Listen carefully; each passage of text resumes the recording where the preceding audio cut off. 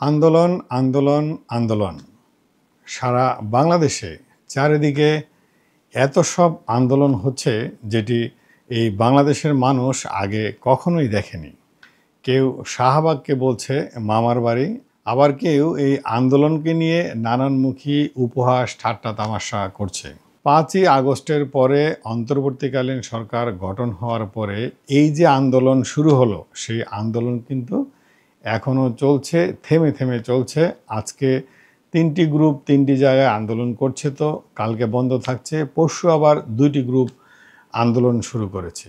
এই আন্দোলনগুলো আসলে বাংলাদেশের নানান সেক্টরের, সরকারি, আধা সরকারি, বেসরকারি, সব মহল থেকেই নানান দাবি দাওয়া নিয়ে এই আন্দোলন করছে।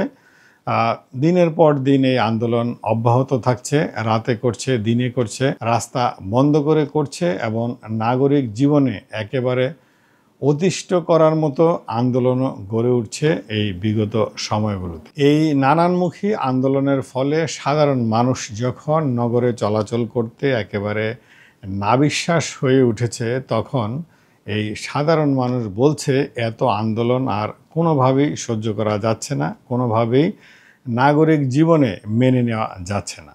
তবুও উপায় নেই, মানতে হচ্ছে, তবুও উপায় নেই, এটা মেনেই এই নাগরিক জীবনে চলাচল করতে বাধ্য হচ্ছে। একটি গণতান্ত্রিক রাষ্ট্রে আন্দোলন করা আপনার গণতান্ত্রিক অধিকার, তবে এই আন্দোলন করতে গিয়ে আরেকজনের গণতান্ত্রিক অধিকার ক্ষুণ্ণ করা কি সেটা আপনাকে রাষ্ট্র দিয়েছে? তা নিশ্চয়ই নয়।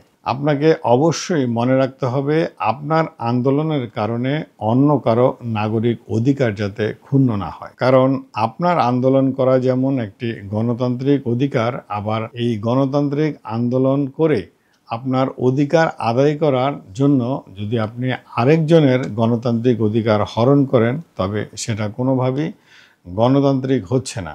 কারণ আরেকজনের অধিকার ক্ষুণ্ণ করে আপনার অধিকার আদায় করাটা কোনোভাবেই সমুচিত নয় এবং সেটা কোনোভাবেই গণতান্ত্রিক নয়। কারণ আপনি যখন ভাবছেন আপনার অধিকারের কথা, অন্যেরাও কিন্তু ভাবছে অন্যদের অধিকারের কথা। অন্যের গণতান্ত্রিক অধিকার ক্ষুণ্ণ করে আপনার অধিকার আদায় করা, সেটা কি গণতান্ত্রিক? সেটা তো কোনোভাবেই গণতান্ত্রিক বা ন্যায্য বলে দাবি করা যায় না। আমাকে বারবারই বলতে হচ্ছে যে বাংলাদেশের সরকারি, বেসরকারি কোনো একটি প্রতিষ্ঠানও সঠিকভাবে গড়ে ওঠেনি, সঠিক নিয়মতান্ত্রিকভাবে গড়ে ওঠেনি।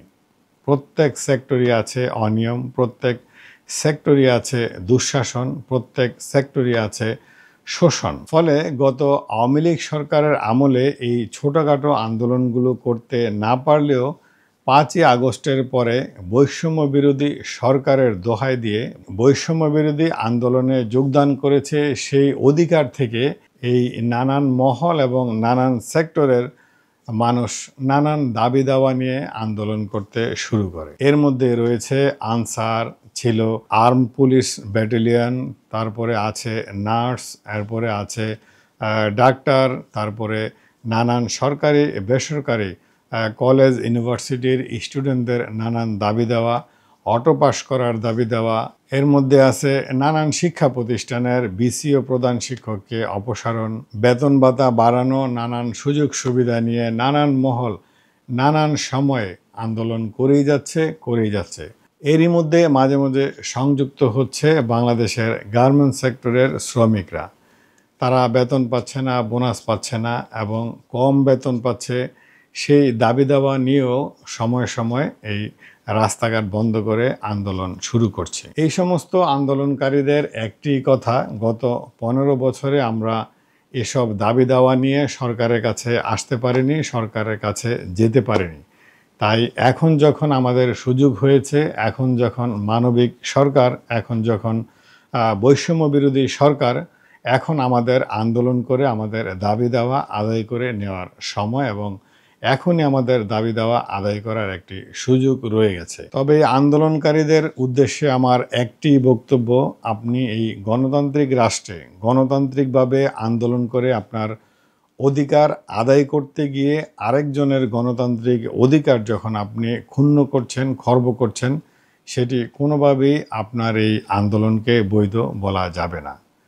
আপনার এই আন্দোলনকে তখনই বৈধ বলা যাবে যখন আপনার এই আন্দোলন করতে গিয়ে আরেকজনের গণতান্ত্রিক অধিকার ক্ষুণ্ণ না হবে, আরেকজনের গণতান্ত্রিক অধিকার খর্ব না হবে, তখনই আপনাকে সঠিক পথে আন্দোলন করছেন এবং সঠিকভাবে আন্দোলন এগিয়ে নিয়ে যাচ্ছেন সেটা বলা যাবে। তবে এই আন্দোলনকারীদের মনে রাখতে হবে যে এত সব সেক্টরের আন্দোলনের মধ্যে অনেকগুলো দাবি দাওয়া আছে যেগুলো অর্থনীতির সাথে জড়িত এবং অর্থনৈতিকভাবে সেই দাবি দাওয়াগুলো পূরণ করতে হলে বিশাল অঙ্কের একটি অর্থ ব্যয় করতে হবে এবং ভবিষ্যতেও সেটা কন্টিনিউ করতে হবে।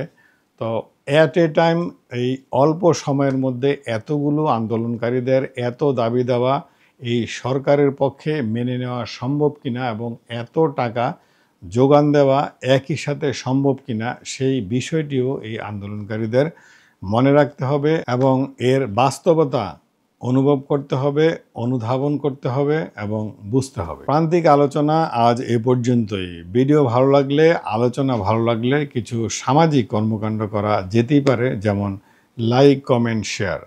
ভালো থাকবেন।